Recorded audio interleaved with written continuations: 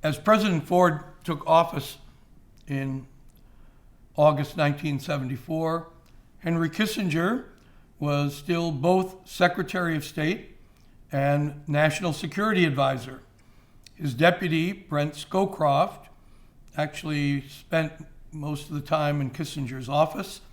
They're running the NSC staff and process, but Kissinger was still the person who was the advisor to the president. His name would be on all of the memos that would go forward. And for this next 6 or 7 months, Vietnam seemed to go on okay. I made one trip there with a congressional delegation, and the situation looked like it was still remaining stable. And the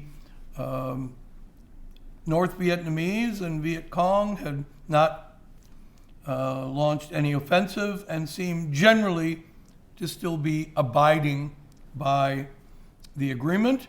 The level of military hostilities, while there's still things going on, seemed under control. But all of that changed dramatically in the first week of March. Now, it had been so stable that the American ambassador in Saigon, Graham Martin, was in the United States, I think having some dental work done.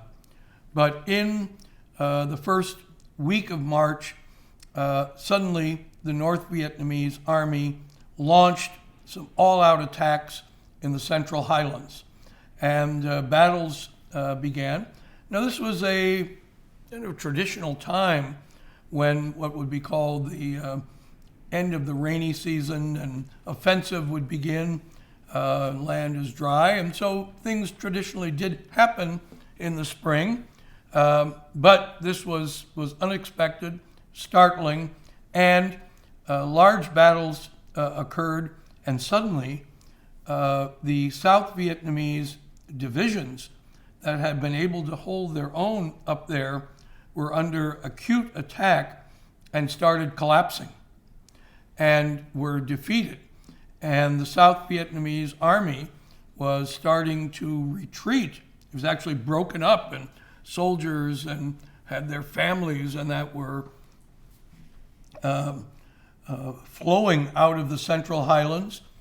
And sensing that something more significant than they might have expected, the North Vietnamese Politburo and top governmental structure issued an emergency order saying there's a moment here, and started increasing very significantly, pouring units from the north into the south. And we're now, instead of seeking to maybe gain some territory and land in a more limited range, we're going to launch an all-out attack, seeing that the South was seemingly falling apart.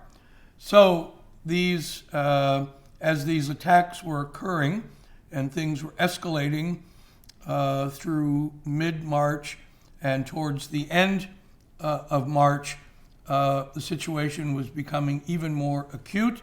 There were significant defeats in the northern part of South Vietnam, and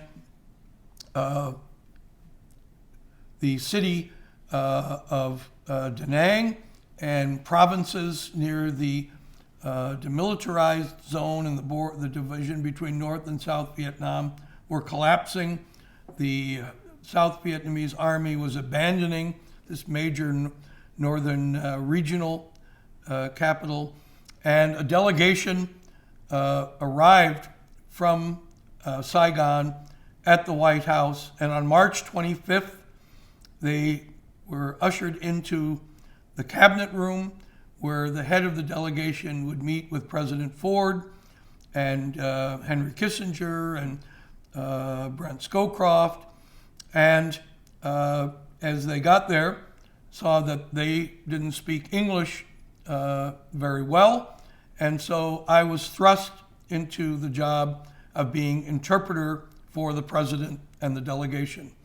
And so as they're sitting there at the cabinet room table, the president is at one end and I'm in between them, and using my Vietnamese language training, there to be going back and forth and translating the plan they were delivering to President Ford, which was that the President Thieu had decided to try to cut South Vietnam in half and preserve the lower half of South Vietnam, give the northern half away, and try to hold on.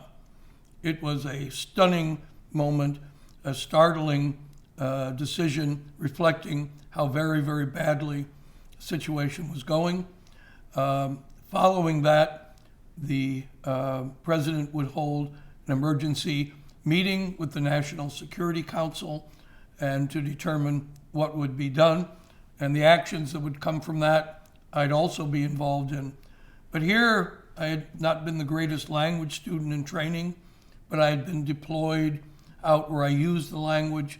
It was a matter of some pride for me that I would be able to be interpreter for the President of the United States in this extremely difficult language during one of the most critical crisis moments in post-World War II American history.